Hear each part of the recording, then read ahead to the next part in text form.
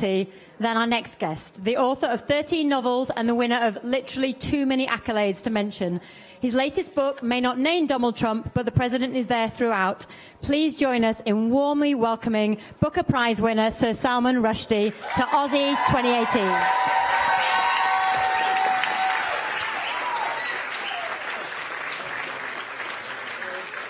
Hello. We were just saying, Sir Salman, you didn't bring your guitar, but you should have done, clearly. You know, obviously. Yeah. Thank you so much for taking the time to be with us. Your latest book is called The Golden House. It's a title that conjures both the White House and perhaps a certain liking for things golden and bling. Can you tell us a little bit about the narrative of that book and how it's been impacted by what's happening in the world at the moment? Yeah, it's about a wealthy family. We discover during the early part of the novel that they originally came from India, but they've gone to enormous lengths to conceal their identities. So they've changed their names, they've just erased their history, and have come to New York to live in they take the surname of Golden, which is why the Golden House. They come to a house in Greenwich Village, refusing to say anything about where they came from. And it becomes clear quite quickly, I think, that whatever they're trying to get away from is something very dark indeed. And, in real life, I think people can escape their pasts. I think New York City is full of people who've come from all over the world and have made new lives here quite successfully. In a novel, you can't escape your past, because the novelist won't let you. Some novelists won't let you. No, I mean, it would be a pretty awful novel, right, if I said, these are people running away from something really evil and scary, but never mind that. So basically, what happens in the course of the novel is that the past comes after them. And they live in this, I don't know if people are familiar with it, but in the village there's this little private garden, which is only accessible from the houses that border on it. So if you're like Bleecker Street, Houston, McDougal, Sullivan, like in that rectangle, there's this private garden. And I know it because I have friends who live there. But it just suddenly struck me that it was a wonderful setting, because it was almost like a stage. It was like a theater in which these characters could play out their tragedy, being watched by everybody, surrounding the garden. And that outside that garden, there was the larger catastrophe of America. So, to put it mildly. Yeah, so I thought of it kind of like a tragedy inside a tragedy. That there's this private family story, and around that there is, the novel, roughly speaking, takes place over the last 10 years. It begins around the time of the inauguration of Obama, and it ends at a slightly less optimistic time. But it's really about what was happening in the city and in the country in that time. And the narrator of the novel is this young American filmmaker who is very anguished about the division in the country, and thinks about it a lot. So there are those two sides to the novel. There's this personal story of this family, and then there's the larger story that we all know about. Trump is not named in the book, but you've acknowledged that he is part of the book. Talk to us a little bit about that. Well, he wasn't going to be part of the book. Because actually, he wasn't going to be part of any of our lives, was he? When I started writing the book, I was completely not thinking about him at all. And then, of course, one had to start thinking about him. And since the book is a very, very, it's a novel about really what's happening right now. It tries to do that risky thing about writing about the exact moment that the book is being written in, and so once that narrative intruded, I had to think what to do about that, and so I didn't want him in the book. So there isn't anybody called Donald Trump in the book. But it then occurred to me, this is unfortunately my sense of humor, that in a deck of playing cards there are only two cards that behave badly. One of them is the Trump and the other is the Joker. And I thought, well, if I don't want the Trump, I'll have the Joker. So there's a character called the Joker who runs for president. He's a very white face, green hair, slightly problematic green hair. And he becomes my kind of stand-in for Trump, if you like. But what I suppose, if you think of it, what I guess, getting at is that because most of the novel is not a magic realist novel. Most of the novel is quite realistic. It's really a kind of social novel about, as I say, about New York now. And there's this one element which is surrealist, which is this cartoon character who runs for president. And I must say that seems more realistic every day, that we actually are being governed by a cartoon character.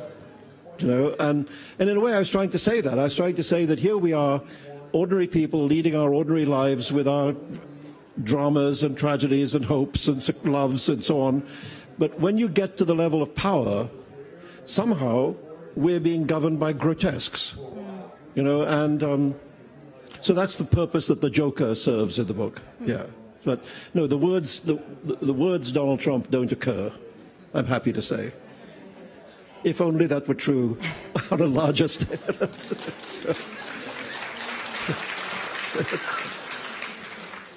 Was the book that you wrote in some way better at predicting what happened than maybe you yourself were consciously? Yeah, completely. I mean, happened, and really right up until election day when I went to cast my vote, I thought, well, maybe tonight we're going to have a woman president, and that was me, the non-writing, just ordinary life me. That's what I thought. My book, which I was writing at the time, was absolutely clear that that isn't what was going to happen, and the kind of logic, the dynamic of the book led inexorably in the other direction. And I just think sometimes it happens that the work of art can be in some ways more intelligent than the artist. It can sort of know something that the artist hasn't completely become conscious of, and it's one of the strangest things about that book that once what happened did happen, I didn't have to change anything because the book already knew. The work of art can be more intelligent than the artist. Yeah, that's a powerful notion. I think that's quite often the case, that the work sees things which the writer hasn't completely seen. And it's why sometimes after a book comes out, people say, "Did you know about that?" And the book seems almost to have foreseen something, But it's just one of the strange things about this kind of writing. Is now a good time to be an artist and a writer? Is it a rich time for you at a time that you would consider to be a poor time for the country? I think it's a very difficult time, actually, because it is. I mean, if you're looking at the world that you live in, it's a very tough world to respond to right now, and not only in America. Not at all only in America. I mean, in the three countries that I've spent my life paying attention to, which is India and the UK and here, I mean, it's a difficult time for different reasons in all those places right now. But it is true, I think, that there is no shortage of a subject right now, and it often I often think that the literature, the Russian literature, not just Russian, but the literature of the Soviet era, in the various countries of the Soviet Union, was a very, very rich literature. And you think about the writers like Solzhenitsyn and Milan Kundera and Václav Havel and, a whole range of great writers responding to the very difficult situation of living under that tyranny. And if you compare that to the literature of those same countries after the end of the Soviet Union, the stuff that was written during the Soviet period is kind of better, and it may be that writers, I mean, I think writers do very often rise to the occasion, and they find ways of telling the truth about a world in which truth has become problematic. which was true then in the Soviet Union, and it's true now, unfortunately, here. So to that end, you should be careful who you vote for, in that you may be voting for a worse outcome in writers, in art, if you particularly vote one way.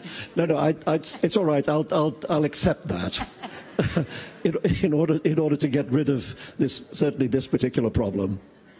Just before we move off today's politics, I want to ask you, you've met, I think, Donald Trump 3 times. Could you just tell us very briefly, because they were brief encounters, about those? Well, they're a very long time. It's like 20 years ago. And it was, I think, obviously long before he had any, long before he admitted to any presidential ambitions, let's say. No, I met him in the most bizarre way by accident at Madison Square Garden at a concert of Crosby, Stills and Nash.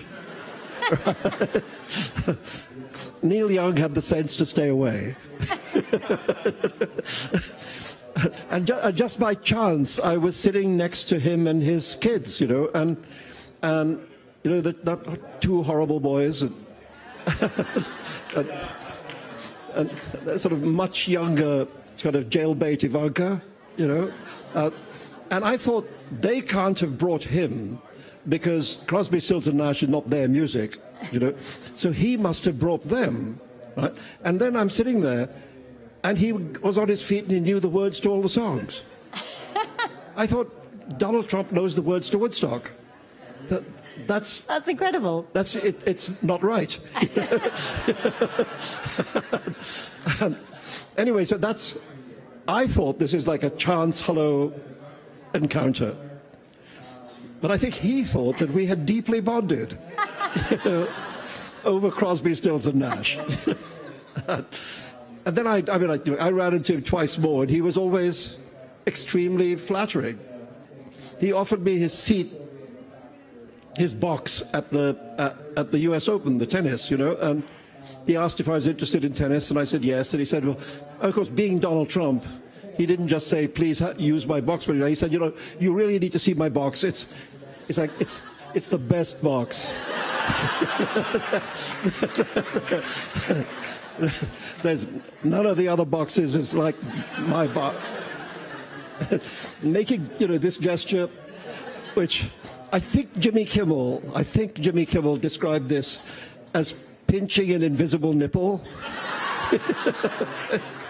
It's just one of those, once you've seen that, you kind of can't unsee it, Anyways, yeah, this is my close, friendly relationship with Donald Trump. I'm sorry, I apologize. Netflix has just bought the rights to your book, Midnight's Children, your seminal, or definitely your most famous work. Thank you. Yeah. It's so. Midnight's Children is a book I wrote when I was really quite young. When I started writing it, I was 28, something like that. When I finished writing it, I was 33. Now I'm, 71, and this book keeps looking after me. After all now it was very successful as a book. Then the Royal Shakespeare Company did it as a stage play. The BBC did it as a radio serial. Deepa Mehta directed a movie of it. And now Netflix wants to do it, and the only thing that's left is a Broadway musical. So actually, I've got some news for you. Well, I'm completely available. But it seems somewhat ironic to me that some people will come to your book for the first ever time, because it would have been written before they're born, through the digital access point. Well, I think that's exciting. I think one of the reasons Netflix wants to do it is they're looking for books which will help them to penetrate the Indian market. I think they're trying to do that. And that's why they've just made a serial out of Vikram Chandra's novel Sacred Games, which has had very good reviews, which is a kind of gangster novel. It's about a kind of Indian godfather figure and the policeman who's after him. And it's a 1,000-page novel, so obviously it gives them a lot of material. And then they think of Midnight's Children as being another. It's not only going to be for India, but I think one of the reasons they want to do it is because they want to get more Indian people. And for me, it's great because, as I say, the book came out in 1981. Many of you came out after 1981. So you were published subsequently. and it's kind of great to feel that this whole new bunch of readers who've not had, for obvious reasons, not had a chance to encounter that story will be able to. And then, if they like it, maybe they'll go and read the book. But what is great about this new format of this 60-minute drama series is that you can actually do justice to a long book, with many characters that takes place over a long period of time. And, all of that is what those series want.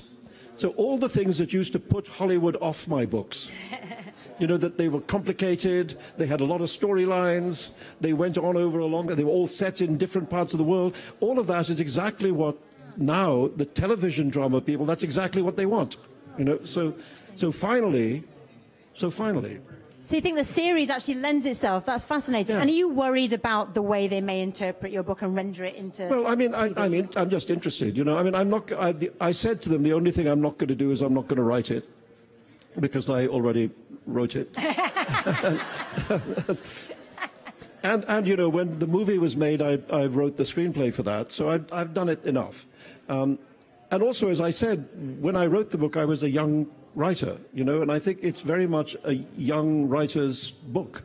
And I think it'll actually benefit from having young writers, to take it on. I mean, I'll be an exec producer on it, so I will sort of ride shotgun. But I'm actually really looking forward to what they do with it. As are we. At that point, I'd love to throw it out for some questions. Thank you so much so far. There should be a microphone that is going to come round the room to you. There we go. Thank you so much. Can you see the audience? That hand over there would be perfect. I'm slightly blinded by the lights, so I don't... Could you stand up? Wonderful. Thank you so much. Good afternoon. I was wondering how Larry David was able to get you to appear on Curb Your Enthusiasm. Oh. No, I'm so glad you asked the really important questions. Well, what happened was that I had met him just very slightly a couple of times, and then he just called me up out of the blue, and he said, "So we've got this idea, and do you want to be in it?" And I said, "Could I see a script?" And he said, "Well, that's a problem because it's all improv, so there's no script." And I said, "Well, could you describe it to me?" And so he spent about 3 or 4 minutes on the phone telling me the idea. And when he first told me the idea, I thought, how funny is this? I thought, I'm not sure that this is funny.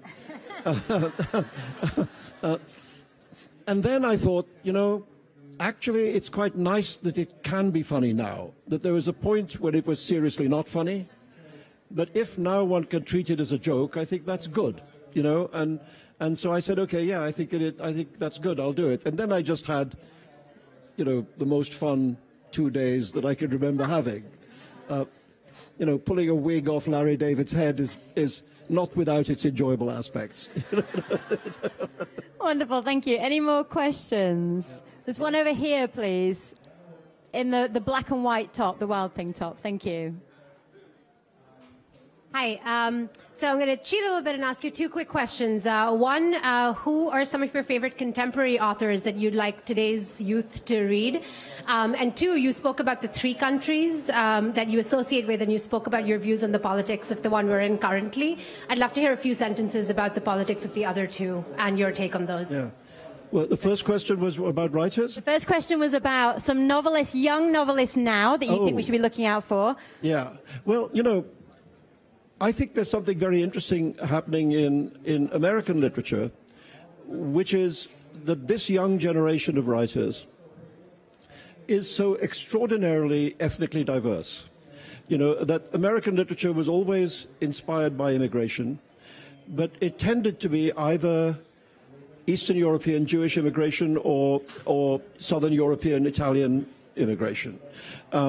Now you have writers literally from everywhere.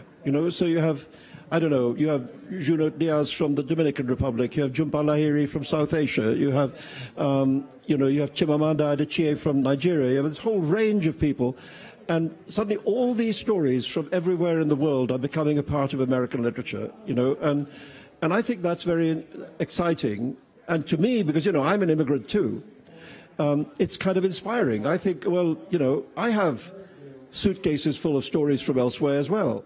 So maybe I'll just unpack some of those suitcases and like throw them at the Empire State Building and see what happens, you know. And so it's very interesting to actually be energized and inspired by the work being done by a younger generation. But I think that's really true for me at the moment. Thank you. And the second part of that question was about the politics of UK and India. Oh, yeah, all right, in 2 seconds. Yeah, 2 minutes, it's fine, yeah? Well, you know, the UK, I mean, the whole Brexit business it has to do with a very strange redescription of British national identity in some very nostalgic way, that there was this time when, you know, this is like make Britain great again, you know, and as if there was a moment, there was this golden age when there just weren't any inconvenient foreigners around, you know, when everything was lovely and people wore straw boaters and went on the river in punts, you know, and drank Pimm's. And it's a kind of myth of England that people are trying to, unfortunately, have bought into. And a part of it, of course, is driven by a fear of the other, a fear of immigration, and a fear so on. And in India, there's been a different kind of identity crisis, which has to do with Hindu nationalism, with the desire to change the country from the secularist state that was created by the founding fathers into a Hindu nationalist state. And that, of course, creates great tensions between the Hindu majority and the very large numbers of, I mean, mainly Muslim minority members. And so these are all countries in which there is a great identity crisis. You know, I think here there's a great crisis about what it is to be an American right now, you know, in this moment. And similarly in England and similarly in India, you know. So actually one of the things that the Golden House tries to take on is that question of identity and what it means. There's actually, I'm rather proud of, in the novel I invented a thing which is actually on the Bowery. It's called the Museum of Identity. And I thought that's exactly where it would be, wouldn't it?